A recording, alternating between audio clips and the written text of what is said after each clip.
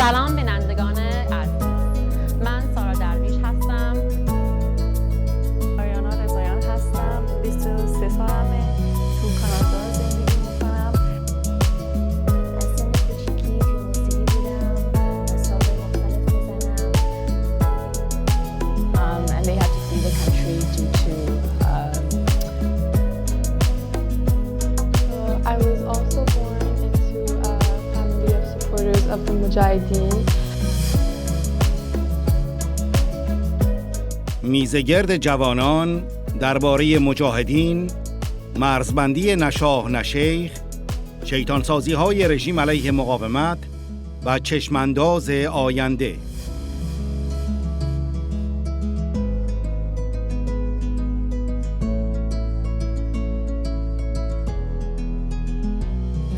Saba, you had mentioned specifically the choice to wear the hijab. And I just wanted to sort of touch on this contrast between the Mujahideen's interpretation of Islam and the current regime. And so the current regime in Iran refers to itself as an Islamic republic. Mm-hmm. They claim to represent Islam. And on the other hand, the Mujahideen steadfastly rejects dictatorship. We know this. And they state that their fight is based on a people-centered and revolutionary interpretation of Islam. Yeah. And I wanted to know, what differences do you see between the Mujahideen's interpretation of Islam and the current regime's? The current regime does not believe in Islam. That is not Islam. Yeah. Executing young people for speaking out is not Islam. Shooting into crowds of people who are fighting for freedom, not even fighting, peaceful protests. Yeah. Peaceful, yeah. Peaceful protests. Just standing outside,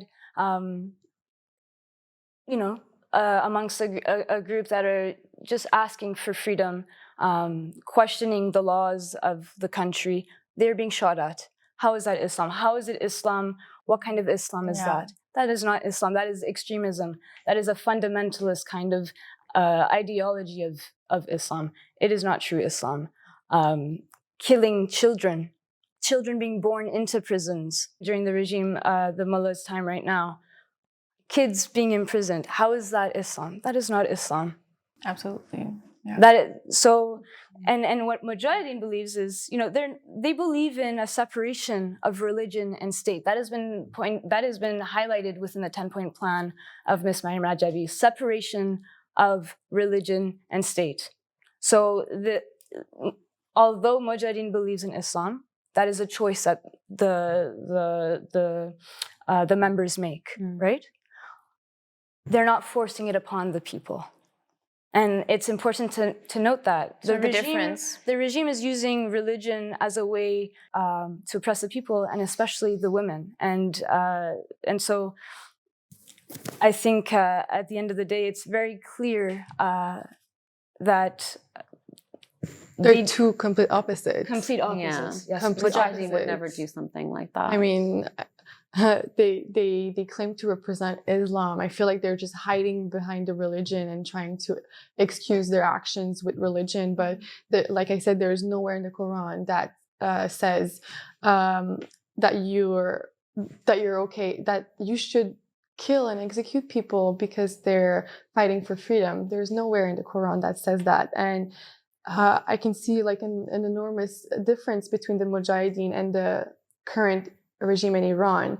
I mean, one believes in freedom of speech, one believes in equality, and one believes in the choice, the justice, one believes in peace, and that's what Mujahideen has been fighting for decades now. And the current regime is a dictatorship and have oppressed laws against women. And you can hide behind religion, but we know that that is not Islam. That is not what I'm Muslim. That's not what being Muslim is. So the current regime in Iran, their actions just contradict what Islam is. Completely contradict what Islam is. Thank you so much for those comments. So in as to sum up this discussion, like, how do you see Iran's future, considering that Iran's institutions, their economy, their global reputation, their internal social fabric has been damaged over time, over the last 4 decades, and corrupted by these clerics and mullahs and the conflicts that are brewing internally and externally? What plans and goals do you have for the future of Iran? We'll start with. Yes, so many. I mean, but essentially it's just to bring upon a democratic institution, you know, so that everyone is equal and they have those fundamental rights. And I think it's within the country that this change is going to be brought upon. And it's only the people within Iran that can bring this change, the resistance units.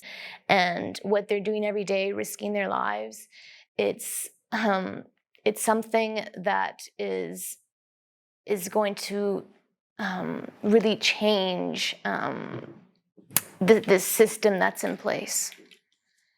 And, you know, we have to support them.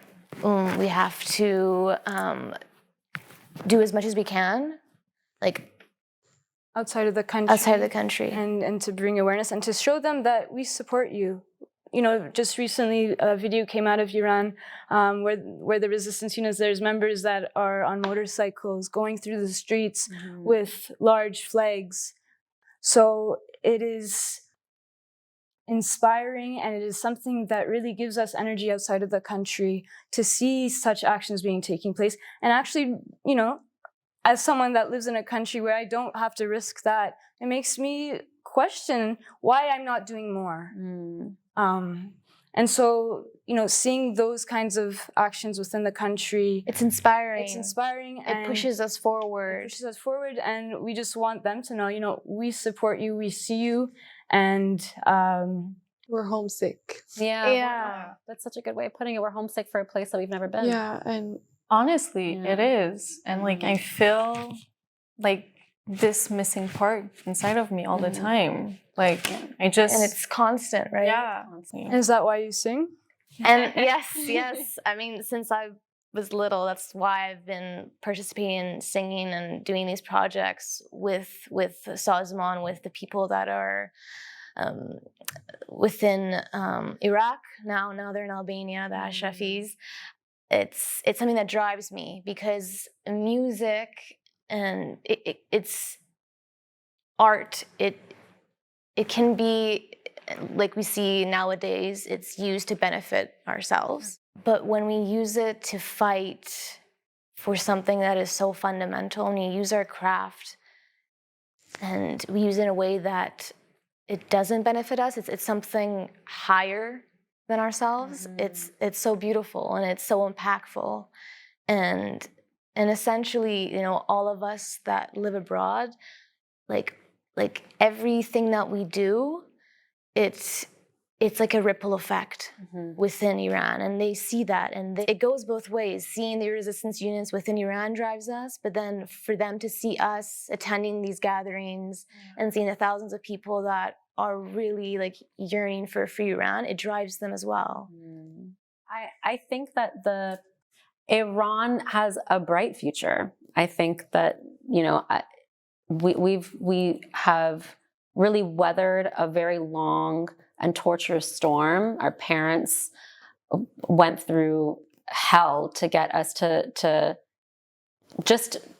us to be able to choose freely our lives and what we study and what we do. And we don't know what they've gone through. You know, our parents witnessed the 1979 revolution, and we feel it. The young people still feel it. And that's just how I see the healing process, the future of Iran sort of unfolding from here on out. Because each of our families, our parents, there is that yearning. There is that constant yearning. You can see it in their eyes, and like with all of these havadars that live abroad, like it's never ending. Yeah, they haven't given up. They haven't given up. Never. I mean, we do see a bright future with all that we have right now. And when you tell me that one day we might be able to overthrow the current regime in Iran, I just see a beautiful, bright future for my country. I just see that homesickness leaving me. See that bright future. It's not only about us and the current people in Iran, but it's about all those who have lost their lives in this pursuit, right? My uncle, or mine and Our Hannah's, uncle, yeah. our uncle Mohammed Reza Daneshvar was a medical student who in 1988 was executed simply because he was fighting for freedom, or he just believed in freedom. He believed in freedom and also equality, that why are there children living in complete poverty? That why don't they have the same access to education? Why don't they have? Why are there some living in cardboards, under garbage as their homes? What kind of country is this when we have the money, we have the oil, we have the resources? There's no, that's what he started to question. And having this immense love, love for his people. Love for his people. And he was in his last year of studies as a medical student. And the stories I hear, he had great humility. He was very generous, kind. He was very gentle. He would go to the poor parts of Iran, and he would give free medical, services. Yes. And he was studying in his last year, and he was arrested, and so that's the uncle that I had, Mohammed Reza Daneshvar, and he's an inspiration. And so when we also come to these events, it's to make sure that his memory was not forgotten, is not forgotten. In the summer of 1988, with 30,000 other political prisoners that all wanted to live, they had this love and great potential. A lot of them were educated. Yeah. They took that away from them. They had a beautiful future, and it was just destroyed like that. It was taken away from them, and this is a very common story with different details within the Iranian diaspora, and we know that this is the case for many people within Iran living today, that we don't hear about their stories, and we don't hear about the kidnappings, the killings of innocent people, of uncles, of brothers, of sisters, of wives, of all these people, these family members that go on to this day, just for speaking out about the regime. And that's enough I think for all of us here, and clearly for the Mujahideen to really seek and fight against this, despite the negative propaganda, despite all of the challenges and the obstacles that they face, the active censorship on mainstream media and different outlets that we see, that we pay attention to. And one other, I want to bring memory to another individual, Allah Mobashirian, who is a good friend of my uncle. He was also a medical student, and he was arrested in 1981.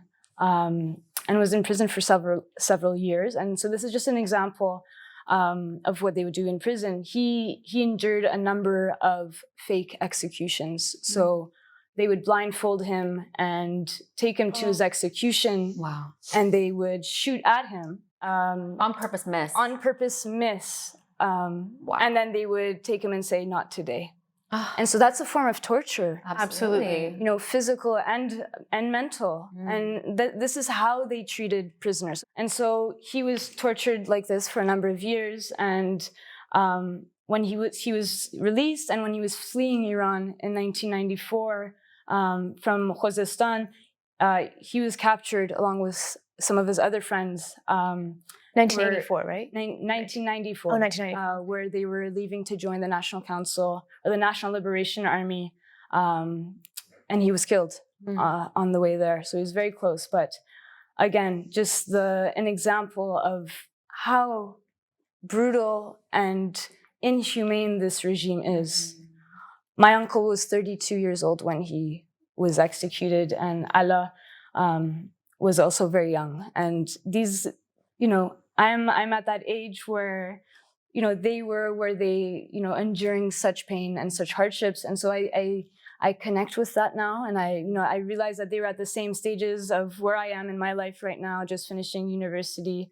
And I realized that I have a large responsibility to continue that path and continue that fight, because we need to free Iran from this regime that has continued to torture, that has continued to execute, that has continued to harm families. And it's not just the individuals that were killed, it's their entire families that were impacted, and every day we're making choices. Every day we're making choices. It's a huge. It turned into like it used to be a burden all the time, and I don't see it as a burden now. I do see it more as a responsibility, and I think joining the Mujahideen, partaking in the activities of Mujahideen, meeting people with very similar stories, such as yourselves, it's what's healing me, and it's what's making me realize that this is the path forward. So I guess what I could add is that the reason why we're supporting the PMOI is because, you know, all of those executions that have happened up until now, the memories of all of those individual people that have impacted us, you know, our uncle and your family members, the PMOI, they carry that spirit, they carry their memories, and they're going forward, and they're not going to rest until they bring the regime of Iran to justice. And, you know, being active, we're keeping their memory alive. We're all keeping all of their memory alive. I mean, we were talking about sacrifice. How many people sacrificed their life for our country? And I mean, my uncle Yahub Torabi did so many amazing things for his country. I'll always be so proud of everything he has done for his people and his country. I mean, I'll never give up on our goal. I'll always believe that the Mujahideen were only wanting the best for their people, and were only seeking freedom for their people. I'll always believe and fight for this. And it's not only for the cause, it's for everyone that has sacrificed their life and their careers, their family, themselves, for their people, for their country. I'll always fight for freedom in Iran, because they fought for us, they fought for their country, and it's also my responsibility to continue on. And honoring their memory. Yeah, honoring all of their memories. I mean, and I believe that that's what we should focus on: freedom and equality and justice. Exactly. And it's us young people that will do that, you know. Yeah. We see it in the country, in Iran, right now. Together, you know. Together. Both outside and inside Iran. Yeah. The Mujahideen makes us feel like we don't have to do it alone. Exactly. We're all united. And the regime wants that. They want that separation. Yes. They want that separation, division within they want us the to Iranian give up people. Of course. They want us to not trust each other. They want us to live in isolation, because alone, there's only so much that we can do alone. But together, we are unstoppable. We want you to seek justice. We want to do this for you. Well, I want to say that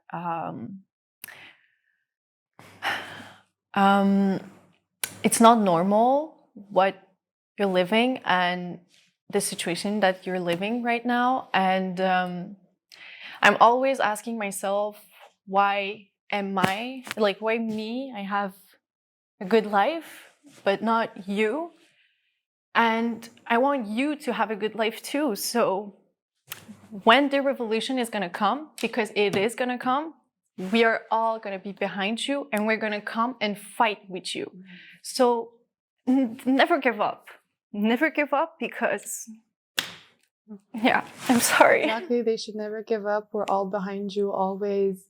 And we're always going to fight for you, for your mom, your dad, your uncle, everyone that that sacrifice their life for their country, we're always going to be behind you. I mean, that's what you said. We're all united with the Mujahideen. We share one thing, one common thing is we share one common goal. We share one common value, and it's always going to keep us together no matter what. That goal is always going to reunite the rest of us. This is something that is unstoppable. Like you said, the Mujahideen really unites people, and that's something that we'll never give up on. I mean, there's so much to say. That's a little time. And so much feeling and so many emotions. But from the perspective of maybe of what I've kind of endured or what I've kind of experienced being with Sazman since I was little and singing at different events, I really want to honor all those that I had the chance to work with, and being able to have that opportunity to work with all of these artists, such as Eric Arcon and Andranik, and there are so many artists that have come before me and that have paved the way for Sazman, and I wanted to honor their memories, such as Marzieh, Emadaram, Manusher Sakai, Marjan, all of them. Whenever I'm performing, I'm always thinking of them, because they also gave the ultimate sacrifice and using their art for their people, and for the people of Iran, for those that are within Iran. I just wanted to let you know that we will never give up. We're going to continue to fight for you, to be your voice, and know that you're not alone, even though at times maybe all of us do feel that loneliness. One day Iran will be free, and we're all going to be together. I believe that. Me too. Me too. A message to the people of Iran. Young Iranians, but you can say whatever you wish, whatever's on the top of your head. That we see you. Just recently there were videos coming out of the prison of people that are on death row, who are on hunger strike. We see you, we hear you, and yes, at times it might feel like you are alone, but there are people all around the world that are supporting the movement and are supporting your movement and supporting your fight for freedom. I think as young people here, we think of the young girls, the young women inside the country, where every day is a daily battle against this oppressive system. To all the young people, the students, we have Hossein Moradi and Ali Younesi, who are currently in prison. These are the individuals that remind us that we must continue, and we must continue to support the Mujahideen, which is the only movement that is fighting for complete freedom of the Iranian people, that are fighting for human rights, that are fighting for the people. The Mujahideen does not represent selfish desires. It is not just one individual kind of movement.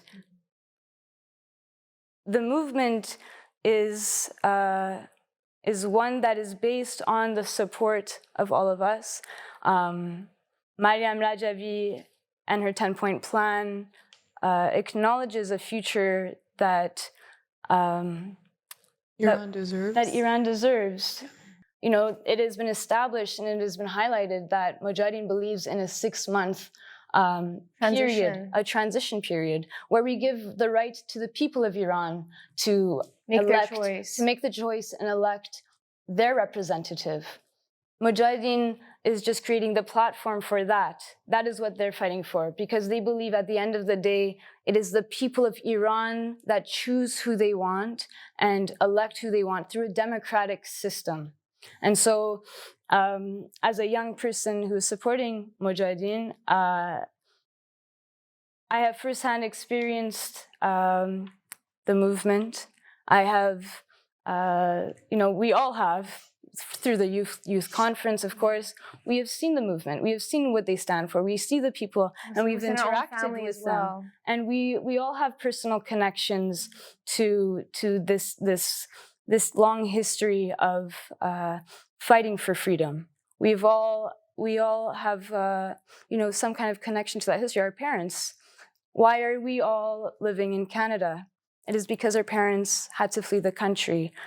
For me, my message is to the young people within the country is to not give up, and that we see you, and we support this movement only because we want freedom and we want democracy within Iran. That is the main and only reason. It's basic freedom. That's all we want. Just want to thank all of you, honestly, for this last part. I want to thank all of what you said, and I want to thank all of you that are watching us and that are supporting us. We won't give up on our goal, and I want to thank also my uncle. You can't listen to me, you can't hear me right now maybe, but I miss you. I love you so much. I'm doing this for you. And I'm doing this for all of you that are watching too. I want you to be able to live a peaceful life and a life with beautiful opportunities, and that's what I'm fighting for, and that's what each of us are fighting for. And we are here for you, and we're behind you always, and that's what will keep us together, I'm sure. And thank you so much to all of our panelists for your candor and your willingness to share, to participate in this discussion. We hope that this conversation has given you a fresh perspective on how young people feel about regime change in Iran.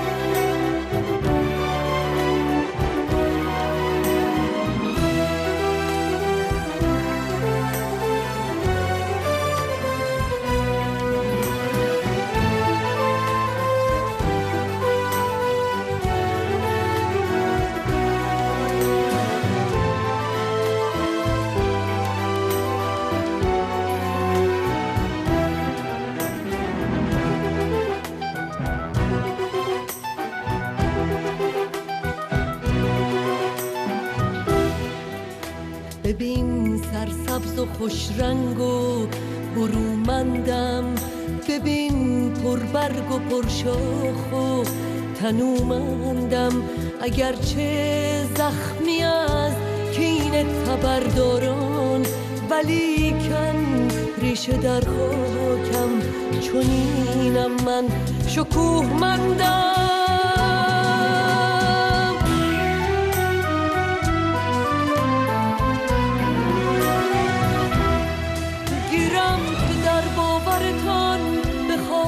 نشستم و ساقه های جوانم از ضربه های تبرهاتان زخم دارد.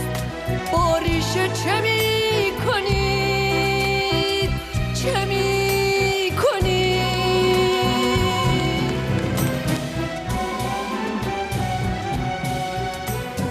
گیرم که بر سر این در کمین پرنده‌ای پرواز را علامت ممنوع میزنید. با جوجه های نشسته در آشیانه چه میکنید؟ گیرم هرزه شبگرد با های و هوی نعره مستانه در گذر باشد. با صبح روشن پرترانه چه می کنید، چه می کنید؟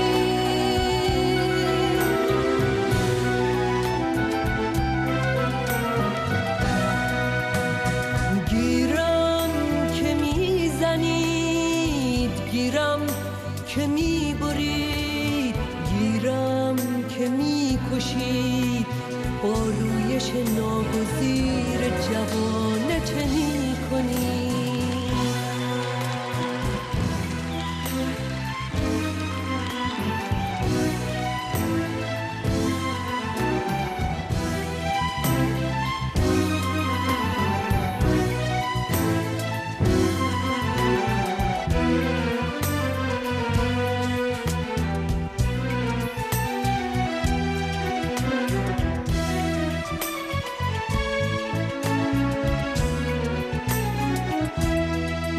مپندارین که بربادم، که من تاریخم و یادم، چنان با درد این مردم عجینم من، که پنداری که فریادم، که فریادم، که فریادم. مپندارین که بربادم، که من